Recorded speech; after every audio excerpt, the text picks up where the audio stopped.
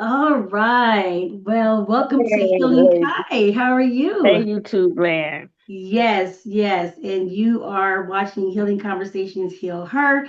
And we are having another girls' night. So what are we going to talk about tonight, Tyshawn?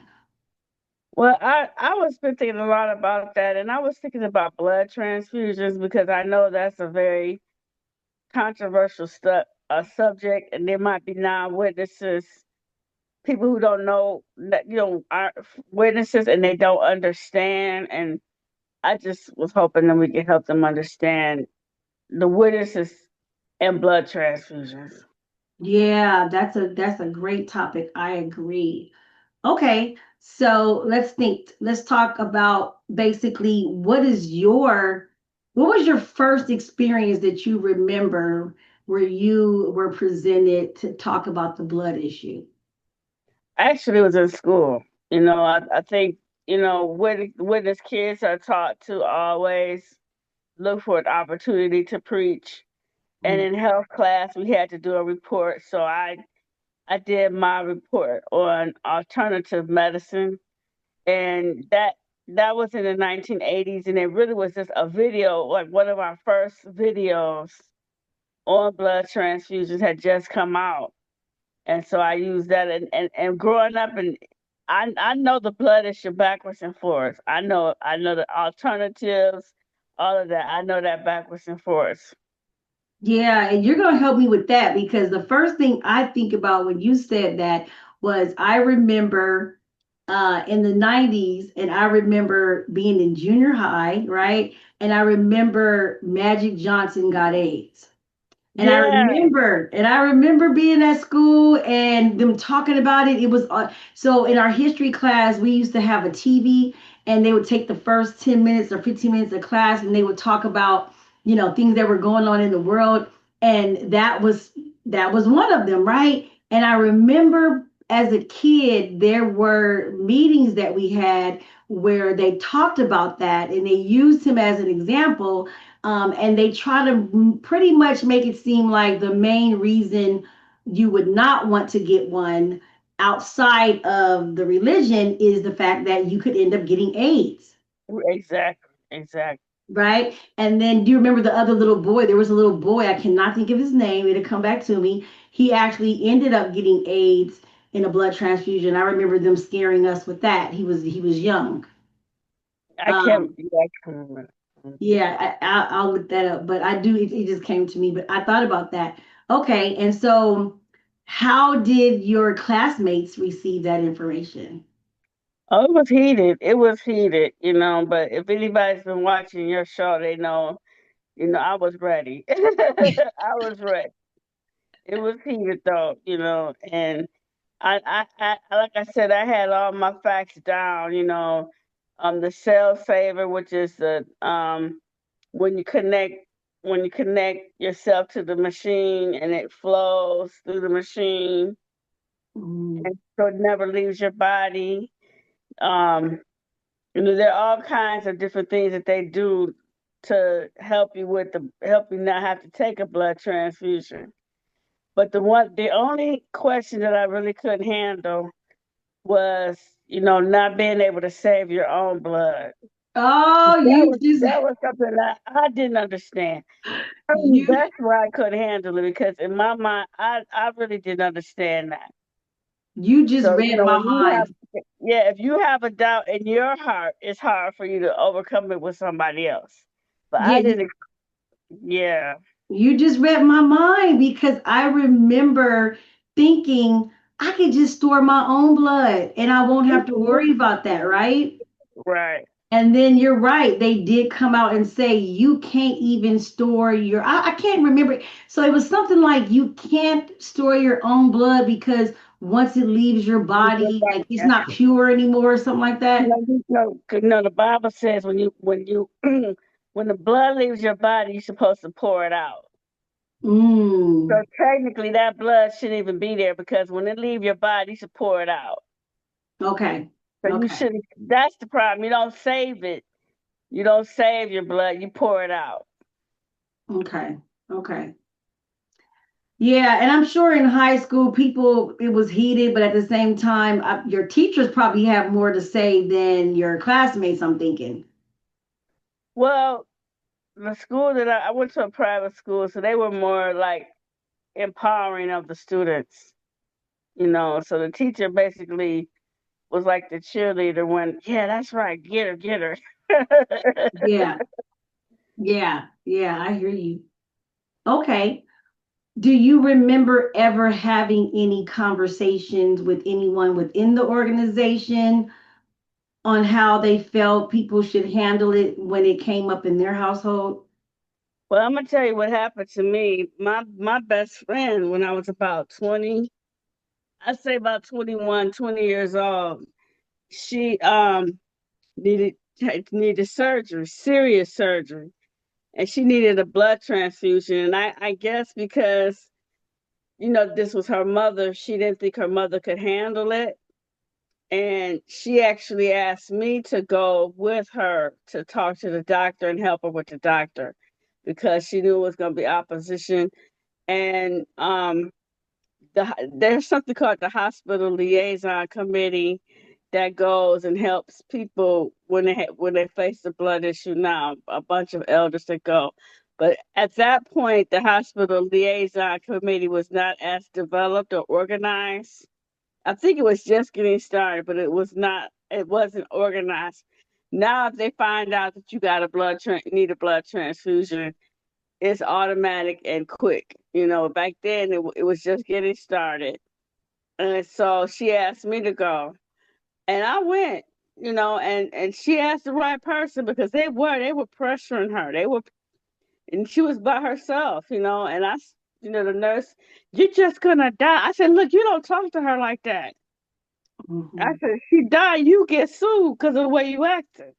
Right. I was the old type shine came out was like, you want to talk to her like that, let her die. And I could tell her how you acted so you can get sued. And she is not getting a blood transfusion. She is not signing any papers. And I'm here to make sure. So Yeah.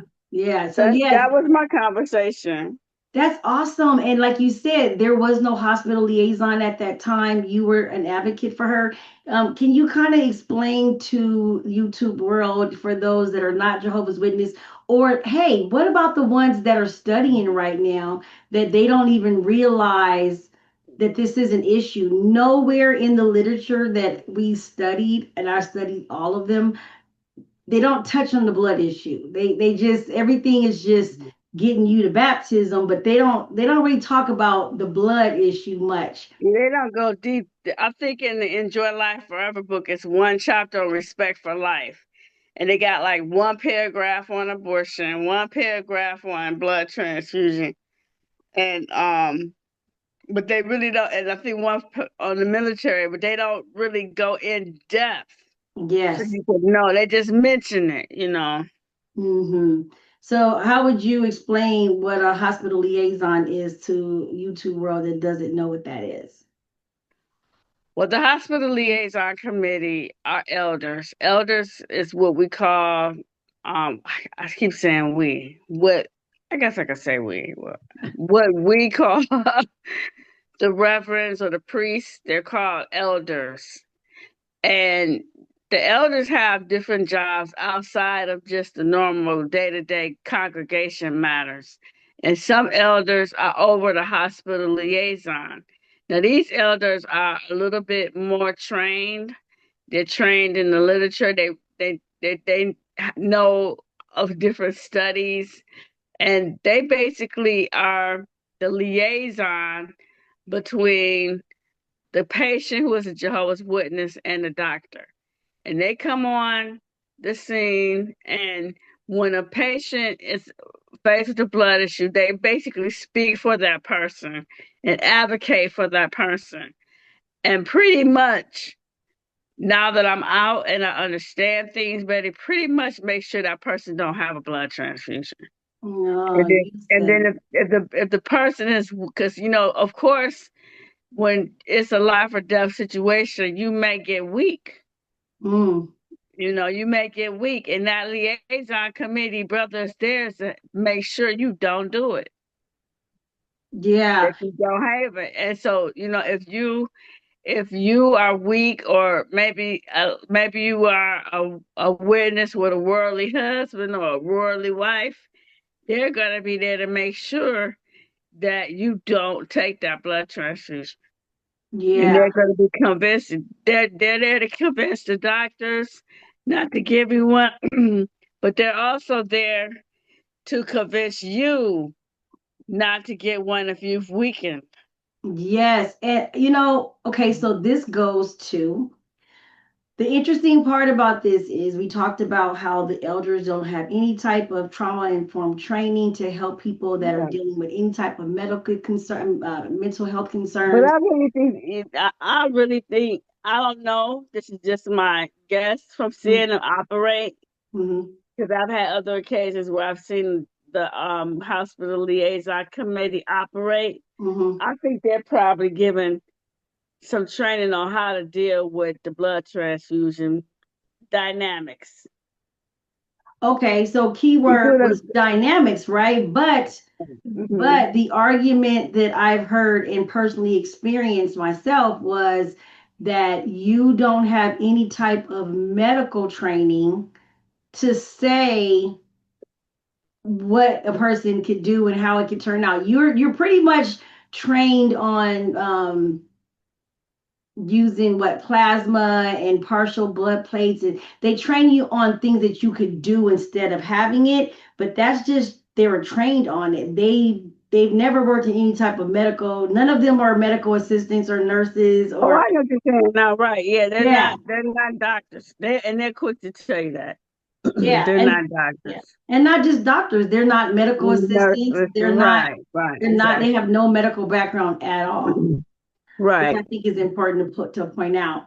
Um, okay, so do you ever remember someone dealing with that and being pressured to not take blood, and was that person at the point of where like it was either you do this or you die, or like this can basically this means your life if you don't get this blood transfusion? We respect what you're saying, we hear what the liaison team is saying, but if you don't do this, we're telling you as medical professionals you're not going to make it through this surgery. I never did, just with my friend. Just with my friend. That's what she had me there. She was, Yeah. that's. But I never did that with the hospital liaison committee. But just with my friend. My friend. That's the way they were talking to her. With me, and when I was in the room, telling her that you're gonna die if you don't take this. And all that. So yeah, it's Yeah. it's it's a real volatile situation, the blood issue. It's about you, and I think it's a shame too, because it puts the doctor at enemy of the patient. Mm. And I just don't think that's not a place I want to be, with Yeah. somebody holding a knife and I done just cuss them out. I don't want to be in that situation. Yeah. I mean, because if you think about it, the doctor has malpractice insurance for a reason, right? And so, Hmm. so just to tell you my quick story on that was, I'm very high risk when I'm pregnant. I've had my first daughter passed away. All of my children are premature. I have to go through, a lot of high risk when I'm pregnant. So my daughter, I needed to get progesterone shots because all of my other kids they were coming premature. So basically, I go into labor with my daughter at 6 months. I drive myself to the hospital because my husband, I'm like, you get the kids ready. My family's coming, meet me there. I gotta get to the hospital, which is a good thing because my daughter wouldn't be here if I didn't drive myself to the hospital. Hmm. But long story short, she was born at 26 weeks. And the moment that I had her, they let me know she has to have not one transfusion, she will have several blood transfusions through the course of her stay. because she's only 26 weeks. She's 1 pound, she's 10 ounces. And I just remember laying in the bed trying to process that. And so my husband, we weren't married at the time, but he basically goes down with the baby to the NICU. So I'm laying there and I'm just, I mean, my brain is going. And I'm like, oh, Jehovah, please don't let her need a blood transfusion. Please let these doctors be wrong. I'm thinking, what am I going to do? I am going to die in Armageddon if I agree to this, but at the same time, my daughter is going to die. And I understood that a baby that is 1 pound, 10 ounces would need several blood transfusions because their body can't, it's not like us, right? They Mhm, barely have any mhm, blood in mhm, their body anyway. So my husband comes up, I fall asleep, and my husband comes up like 2 hours later and he says, hey. And I said, hey. And he's like, how are you? And I'm like, you know, what happened? And I'm thinking that I got to sign these papers or I got to tell him I can't. Now, I'm going to be honest. Considering that I had already experienced my first child passed away when I was 8 months pregnant, I was going to sign them papers. But I just was mhm. praying to Jehovah that I would not be that the doctors was wrong and there's going to be a miracle and she ain't going to need the blood, right? Because I didn't know. So he says, I signed the papers. She's going to need several transfusions. And so we just did one sign, and we may not even be here on the night. She's going to be in the hospital for 4 months. We may not even be Mhm, here on the night that she needs that blood. And I just remember a sense of like ease that came over mhm, me. And I mhm, said, mhm. oh, thank you, Jehovah. Um, I just believe that it played out like that so I would not be put in a position. Right. Um, because like I said, my husband, he's not Jehovah's Witness. He has family members that are, but he's not. And so I'm saying that to say I can imagine someone being put in that position for themselves. For me, it was very clear that I was going to sign those papers, and if I die in Armageddon, I'm a die in Armageddon, but at least my baby gonna leave because I wasn't afraid of me not having, living in paradise again. You know what I mean? Mhm. After all this is over. So talk to me about, do you think Jehovah Witnesses are they're scared to get disfellowshipped and so they would rather die than to take the blood? Or do you think there's another reason that they don't take the blood? And you know what? I'm so glad you asked that question because I think a lot of people, when they see blood transfusions, they think we're the cruelest people. That we let our kids die. And what they don't understand is the indoctrination that Jehovah's Witnesses experience. Just using me as an example, when I left Jehovah's Witnesses in February, and many of the beliefs I have easily let go of, or like I have made crosses, made cars for crosses. I celebrated my birthday. There are many things that Jehovah's Witnesses do that I easily able to give up. The last belief that I had the hardest giving up was blood transfusions. No blood transfusions. And um really with the no blood transfusions, I have thoroughly studied it. They really educate witnesses on alternatives, on all the things that can happen wrong with the blood transfusion. They really educate us on that. And, so I was convinced that not taking a blood transfusion was actually the healthiest route. Mm-hmm. So that's the first thing. Jehovah's Witnesses think that taking a blood transfusion is really unhealthy for you. That's the first thing. We're taught that the doctors are lazy and they make more mistakes when they have blood. Whereas if they don't have blood, they're going to be more careful with you. And then there's our belief about living forever. And just explain something to me. I think I told you about this like 2 months ago or a month ago. It was very recent, October or maybe earlier this month. It hit me one day. I'm gonna die.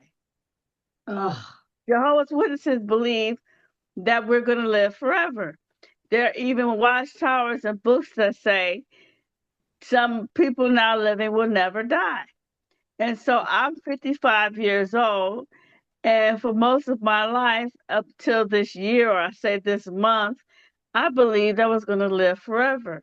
yeah, Or if I died faithful, I would be resurrected and live forever. So death is not something that Jehovah's Witnesses fear like other people. We believe that if we die, we're going to live forever and be resurrected. So when a person is offered is told that they're going to have a blood transfusion, they're going to need a blood transfusion. The first thing the Jehovah's Witnesses is going to think is, if I take this blood transfusion, I'm sinning. I'm going to die and go to Gehenna, and I won't have that resurrection, and I won't live forever. If there's a child and the child takes and we give the child the blood transfusion, the child may lose everlasting life because the parents did. mm, So so what the people have to understand, when a Jehovah's Witness takes a blood transfusion, we believe that they're forfeiting everlasting life in paradise. yeah, So Jehovah's Witnesses actually believe that taking the blood is going to kill them forever, not just in this world, but forever. And yeah, that's what you have to understand. And with me, when I realized that I was going to die and that there is no new system, there is no living forever, I'm going to die. Am I going to die today or 20 years from now? That's mm, when I said, if somebody offers me a blood transfusion, I'm going to take it because I'd rather die 20 years from now permanently than die today permanently. oh man, we are gonna have to do a part two. And we knew we were gonna have to do a part two because this is just way too much to just Right. stop, right? We are, yeah. So, okay, so you know how we like to do it at the end of my show. I like to have that person's moment. Okay, so what is your Tyshawn listen moment so far about what we talked about with the blood issue? I wish um, that when I was younger, I had known uh, the truth about death. Hmm. If I knew the truth about death, I would have lived my life much fuller. I would have pursued many of my bucket list dreams and goals that I had decided that I wasn't going to fulfill until the new system. And then I wish that I wish I had always known this about blood transfusions instead of being scared and teaching others. That's what I feel most bad about. My younger self taught others about not having the blood transfusions, and I just pray that none of my Bible studies who I taught not to have a blood transfusion were never faced with that issue. I Yeah. hope that's my takeaway. I wish I had learned the truth about death and the truth about blood transfusions so I wouldn't have taught others those lies. Yeah. Well, I appreciate that because like I said, my stroll listen moment was I just had a moment where I just realized that I was always a bit of a free thinker because I feel like I would be the one to die. I never believed that my baby was going to die. I believed that I was going to be the one to die for making that decision. I don't know. I just always loved Jehovah and felt like he's not that cruel, even though we all know how they pump that fear into us. But for me, I Yeah. always thought it was just, it would fall on me. But They're anyway, quick to remind you that children died in Noah's day. oh, Remember? They love saying that Mm. children died in the flood now. Children died. Yeah, They we really had those pump that nightmares. fear. Yeah. All right. So we're going to go ahead and end it. Thank you so much for listening. Don't forget to like, comment, and subscribe. And we will be back shortly with part 2 on blood transfusions.